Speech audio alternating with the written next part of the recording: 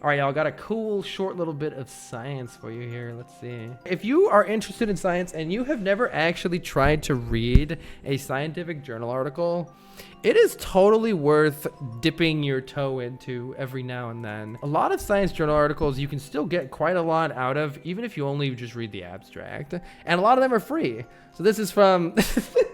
This is from the silliest journal name of all time, fondly known as PNAS. It's the Proceedings of the National Academy of Sciences. A very prestigious journal article, yes, pushes up glasses.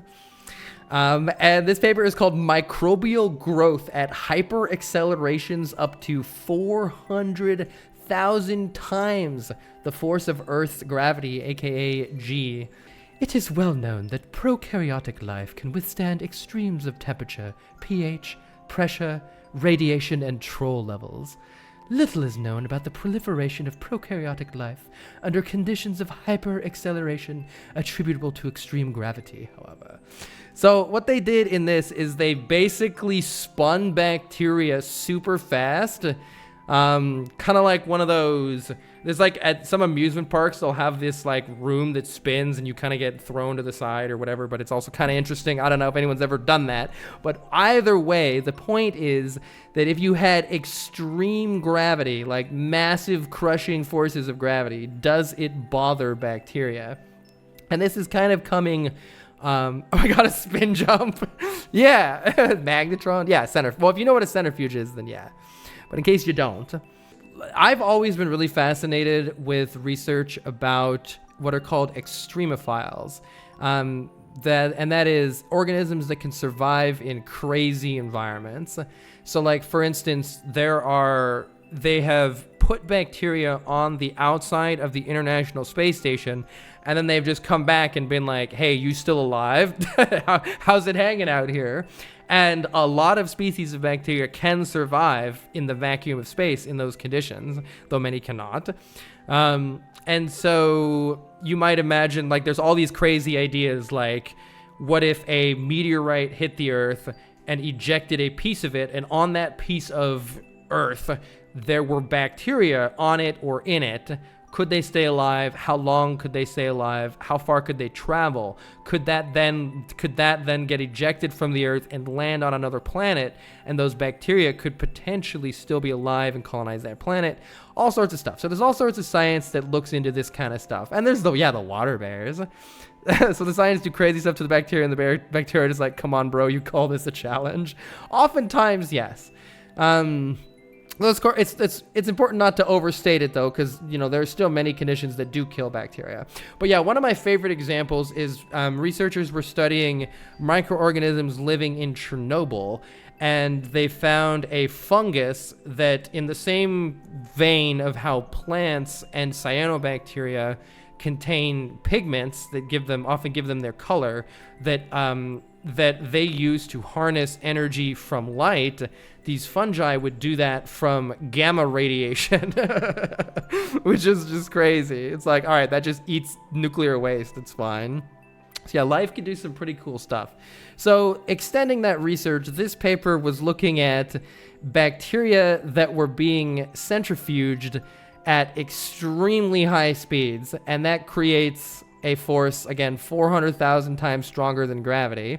And so this says photographs of pellets. So the pellet, this little thing here, is the collected bacteria that are being forced to the bottom of this tube by being spun at these super high speeds.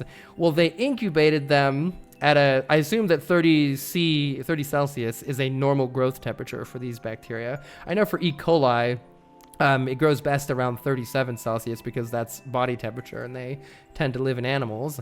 But yeah, so this is after, at the beginning, after 6 hours, after 24 hours, and after 48 hours. And you can see that the bacteria are actively growing at this crazy, crazy amount of force. So that could indicate that life is feasible in planets with insane gravity or atmospheric pressure. Exactly. So if there was crazy atmospheric pressure, it doesn't seem to be a deterrent for many microbes to survive. And there are many planets that have ridiculous high amounts of gravity compared to what we're used to on Earth. Could bacteria come to Earth from outer space? Yeah, that's another idea, Scally. So microbes could potentially be transported from Earth to another planet, or they could have been transported to Earth in the first place as well. Centrifuge go where. So yeah, they do a bunch of cool science, growth of various microbes under hyper accelerations. And they do these classic bacterial growth curves and essentially show that the bacteria are in fact not just surviving, but actively growing. So they test these different types of bacteria. I'm not familiar with these. I haven't really looked into what they do, but this P. denitrificans, which I guess is a denitrifying bacteria. But I don't know much about it other than that. I do know good old classic Saccharomyces cerevisiae. Many of you may be familiar with this one. That is the classic yeast that people will use in various food-related purposes. This is colony-forming units per milliliter. A colony-forming unit is the amount of bacteria that you need to actually start a colony on a petri dish. So it will like make a little spot on the petri dish, and the bacteria will divide and divide and divide, and they'll make a colony. So this is millions of colony-forming units of bacteria, even when they're subjected to 50,000 times the force of gravity on the Earth, which is pretty cray-cray. Yeah. So anyway, they do a bunch of math, and you can read about this if you want. I'll post a link here. But I just thought it was cool. And there's a lot more research into this area too that I actually been meaning to spend some time looking at myself. Concentration gradient of modeled proteins within a cell. Wait, what are they doing here? I don't know what they're doing here yet. So I think the idea is that at such high levels of gravitational force, the different proteins of different sizes may be expected to like move differently. For instance, if you like grind up a bunch of cells and you spin them super fast in a device called a centrifuge, you can actually separate the different components. So it's like kind of crazy that like the internal components of these bacteria are literally being pulled one way or another, and yet they're still surviving and growing while that's going on. That was what was kind of crazy to me about this. And they also, like, these are electron microscope images of the cells under these intense gravity. And they're like, they notice that some of them become elongated when incubated above 134,000 times the force of gravity. So even though they're becoming elongated and the proteins themselves are literally getting pulled, they still survive and grow, which is kind of wild. Our results clearly demonstrate that microorganisms not only survive at hyperacceleration, but can grow by binary fission, producing viable cells. Because of the instrumental limitations of our centrifuge, we did not determine the upper limit of acceleration for the growth of the most tolerant organisms, but we did observe proliferation of this P. denitrificans and even classic old E. coli, the most commonly used lab bacteria, up to 400,000. Yeah. Most significantly, our findings extend the possibility of life beyond planets to massive substellar objects like brown dwarfs, the coldest of which has an effective surface temperature of 400 Kelvin, which is extremely close in value to the known upper limit for life, 395 Kelvin. The relatively strong gravitational fields associated with brown dwarfs are one of several limiting factors in considering the existence of life on these planets. Our results unambiguously show that these high gravitational fields existing on relatively cold brown dwarfs must not be a primary limiting factor in assessing their potential for harboring life as we know it. Cool. Defender says when they put S. cerevisiae into the centrifuge, they made yeast. Oh my goodness, Defender. So if I toss those bacteria into a black hole, how close to the event horizon would they have to be killed, right? I don't know. It's a collaboration. There are people in Stockholm, Sweden, in Japan, and the University of Arizona. Cool. Oh, anyway. Cool stuff. I'll probably be grabbing all sorts of fun little science papers that I find like this. And doing some more of this in the future.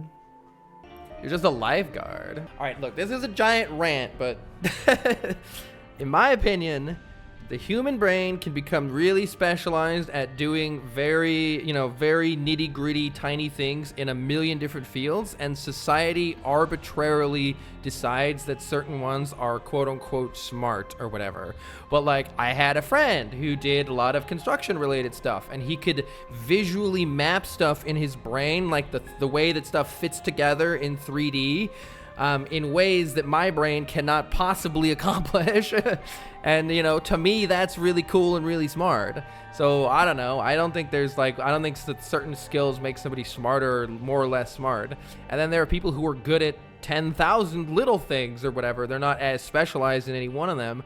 But, like, I am really good at certain things and really fucking atrocious at other things, which anybody who's watched my stream for any extended period of time can easily tell. So, again, like, I think it's just society views things in kind of a warped way sometimes. Girl, just call me smart. Maybe. Otherwise, very smart people can become very dumb at specific things. Yeah, very true.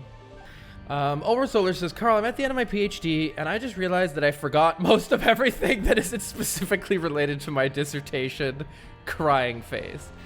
That's real. Do you have any advice on how to refresh oneself? I was going to look for textbooks and skim some chapters for a bit in the fields I'm most interested in. I guess, what did you enjoy about learning those things in the first place? Because I think people enjoy different things. Some people like listening to lectures, some people like reading textbooks. My thing is, and always has been, reading scientific papers. I just like seeing what's new in a field, and usually they'll summarize what else has previously happened in a field. So me personally, I like to just crack open some science papers, even if it's for a field I'm not super familiar with. You can get a lot from just reading the abstract, the intro. Another thing that I like is I like listening to podcasts. So I'll put on a podcast while I'm doing chores or something like that. There's tons of fun science podcasts too. But yeah, I think it just depends on what you enjoy the most. Do something you're gonna like.